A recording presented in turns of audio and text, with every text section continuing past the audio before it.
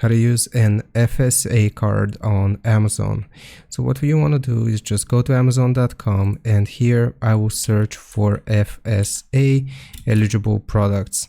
So I'll just search for it like that. You can search for your specific product and see if it's eligible right underneath it. So as you can see here, it's eligible for both FSA and HSA. So for example, let's say that we want to purchase this item. We'll just add it to our cart here, and then we'll scroll up and click on your cart. Now, if we proceed to the checkout in the right, you should see a section here that says add an FSA or HSA card. Now, if we select this, it is going to ask for the card number, the name on the card, and the expiration date. And if we add our card, then we can use it to pay for this specific item. I hope this helps. Leave a like and sub, and I'll see you next time.